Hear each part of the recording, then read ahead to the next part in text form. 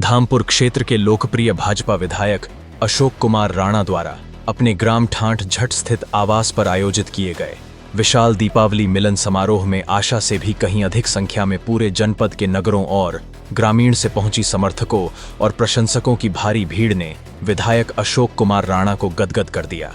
इस अवसर पर विधायक पुत्र एवं उभरते हुए युवा भाजपा नेता राणा प्रियंकर सिंह का आज 35वां जन्मदिन भी पारिवारिक एवं सामाजिक स्तर पर धूमधाम से मनाया गया। लगभग 40,000 से अधिक की संख्या में पहुंची भारी भीड़ ने जहां राणा प्रियंकर सिंह को गले में लगातार पहनाए गए पटकों का अंबार लगा दिया, वहीं जिले के विभिन्न स्थानों से पहुंचे धार्मिक एवं सामाजिक संस्थाओं के प्रतिनिधियों ने विधायक अशोक कुमार राणा को शॉल ओढ़ाकर और पुष्प गुच्छ गुलदस्ता तथा अनेक स्मृति चिन्ह के साथ ही मर्यादा पुरुषोत्तम भगवान राम के दरबार का चित्र भेंट करके उन्हें सम्मानित किया। दीपावली मिलन समारोह के अंतर्गत अलग अलग स्थानों पर लगाए गए विशाल मंडपों में जहां पूरे जनपद के विभिन्न नगरों और ग्रामों से लगभग 40,000 से अधिक की संख्या में पहुंची भीड़ के लिए सामूहिक भोज की प्रभावी व्यवस्था की गई थी। समारोह के मंच पर उपस्थित सम्मानित अतिथियों में प्रमुख रूप से जिला पंचायत अध्यक्ष साकेंद्र प्रताप सिंह, भाजपा के पूर्व जिला अध्यक्ष सुभाष वाल्मीकि एवं राजीव कुमार सिसोदिया, सत्यवीर सिंह त्यागी, जिला सहकारी बैंक की पूर्व चेयरमैन एवं राणा परिवार की संरक्षक माता शांति देवी सिंह, चांदपुर से विवेक कर्णवाल, धामपुर के पूर्व पालिका अध्यक्ष राजू गुप्ता आदि रहे। अतिथियों ने अपने संबोधन तथा समसामयिक विचारों के माध्यम से राणा प्रियंकर सिंह को उनके जन्मदिन की शुभकामनाएं देते हुए उनके परिपूर्ण भावी जीवन की कामना की। Bureau report. ऐसे तो अलग अलग लोग अपनी अपनी विचारधारा के हिसाब से अपना उसका आंकलन करते हैं, पर अभी मैं बता दूं कि चुनाव में बहुत देर है। अभी चुनाव काफ़ी समय है, ये कोई राजनीतिक वो नहीं थी, पर मेरी इच्छा थी कि मैं अपने पिताजी की पुण्यतिथि पे कार्यक्रम करूँ और उस टाइम वो नवरात्र वगैरह की वो थी, सुना नहीं कर पाया। तो जैसे मेरे मन से ही बताया कि अभी पीछे मैं मोड़ मिला मेरी विधानसभा में, पर मैं एक आचार्य जी के उनका हार्ट अटैक हो गया था, उनकी डेथ हुई थी, उनके यहाँ पहुँचा तो कुछ बुजुर्ग इकट्ठे हो गया, चलने से थोड़ा मजबूर थे, घुटनों की प्रॉब्लम ऐसी तो उन्होंने कहा कि भाई या तो हमें बुला लिया कर या तू आ जाया कर। अब थोड़ी राजनीतिक व्यवस्था भी रहती है, पार्टी के कार्यक्रम भी रहते हैं, तो मेरा ये रहता है कि मैं सुबह 8 बजे से लेकर के लगभग 1 बजे नीचे लोगों की जो भी समस्या होती है उसमें ही सुनने में, और पार्टी जिला अध्यक्ष से भी और सबसे भी मैंने ये आग्रह कर रखा है कि भाई जो भी पार्टी का कार्यक्रम रखते हैं 1 बजे के बाद 1 बजे से पहले होगी मैं अटेंड, क्योंकि आने वाले आएंगे, मैं नहीं मिलूंगा तो परेशान होगा। अब ऐसा है भैया, मैं पहले सुहारा से किले में विधायक बना,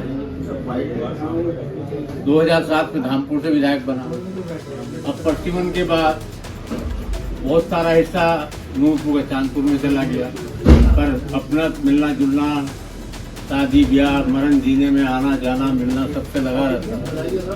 इसी तरह से नेटवर्क विधानसभा अलग बनी जो धामपुर का पूरा हिस्सा था, तो वहाँ के लोगों से भी मेरा संबंध बरकरार रहता है। जहाँ एक बार संबंध हो जाए मैं उनको चाहता हूँ कि चलते रहें, और ज़्यादातर संबंध भी मेरे पारिवारिक और व्यक्तिगत ही रहते हैं कि हर एक के जीने मरने हो, कि मेरे सुख दुख में वो मेरे बीच में खड़े हों, उनके सुख दुख में मैं जाकर खड़ा हूँ।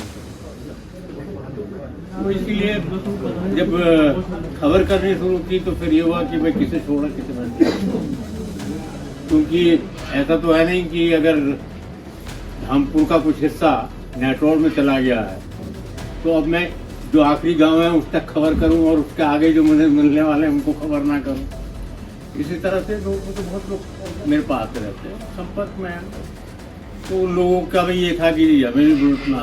अब कई जगह तो ऐसा हुआ कि जैसे खबर हो गई गांव में 2 आदमियों को खबर हुई तो पता चला वहाँ से फोन आ रहे हैं कि जी हमें ना बुलाया गया। मैंने भैया सभी आमंत्रित हैं, सबके फोन वगैरह उपलब्ध नहीं है, तो इसलिए थोड़ा व्यापक रूप हो गया। वैसे कोई ऐसी वो नहीं है, ना कोई वो था, सिर्फ दीपावली की शुभकामनाएं देंगे। कितनी आपके अंदाजे में कितने लोग आए होंगे? ये तो आप लोग ज़्यादा अंदाज कर सकते हैं। मैं तो अपना सुबह से खड़े खड़े थोड़ा थोड़ा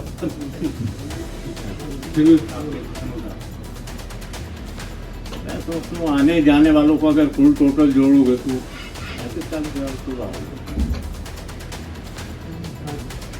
क्योंकि लोग आते रहे निरंतर, मुझसे मिलते रहे, मिलने के बाद बहुत लोगों को अपने काम भी लगे रहते हैं। वो अपना कुछ ने खाना खाया, कुछ बिना खाना खाए भी चले गए, जब मैं लगातार सबसे निवेदन करता रहा कि 89 से आप विधायक बने जी।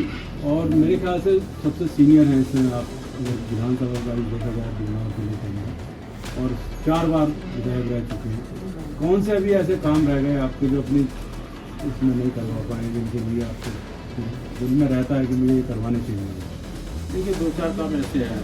एक तो सबसे बड़ा काम तो ये अब जो बकाया रह गया, जिसकी जो घोषणा भी रेलवे मिनिस्टर द्वारा की गई थी, सिहारा में फ्लाईओवर, ये बस स्टैंड बनने का। एयरपोर्ट में भी हम जगह तलाश रहे हैं कि वहाँ पे भी बस स्टैंड बनवा सकें।